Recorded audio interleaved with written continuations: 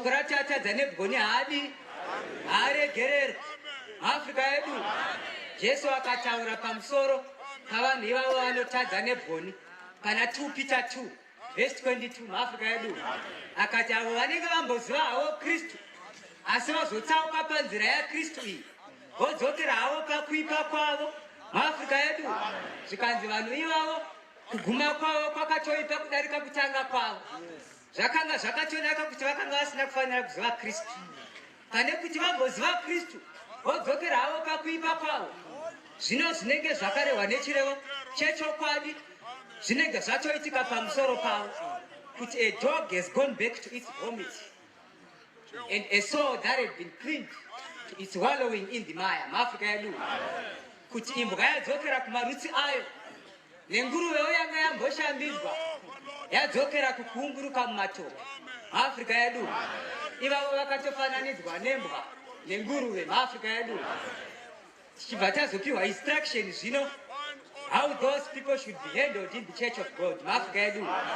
Matthew 7 verse 6 Jesu Kristu akutaura zvino akati, do not give that which is holy unto the dogs, neither should you cast your pearls before the swine, lest they trample them under their feet and then they turn around and rend you muAfrica.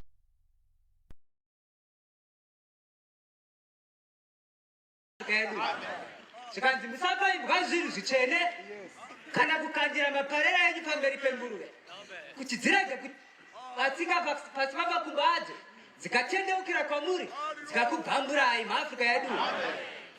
Ndosaka muchizoona vakuru ava kana uchingoti nhasi wareurura wodzokerazve pakuipa kwako, wareurura wodzokera pakuipa kwako, vanozombokuti chimbobvisa garment kana kuti chimbomira kuita basa rani raMwari.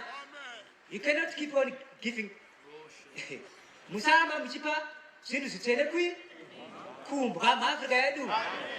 VaFilipi ichibva yati beware of the dogs, chenjerai imbwa muAfrica yedu. Beware of the evil workers, ityai vabati vakaipa muAfrica yedu. Beware of the concision, ityai vacheki muAfrica yedu. Nokuti Jehovha angangogara imbwa asingadzifarire atombotaura nezvadzo kuna Deuteronomy 23 verse 18 muAfrica yedu. Zvikanzi usauya nemutengo wembwa muimba yaMwari muAfrica yedu. Kana kuuya nemubayiro wechifeve kuti ugoita mupiro nazvo pamberi paMwari, because that's an abomination muAfrica yedu. Do not bring the hire of a harlot, neither should you come with the price of a dog muAfrica yedu, because all those are an abomination before your God muAfrica yedu. Mwari akomborere kushanda.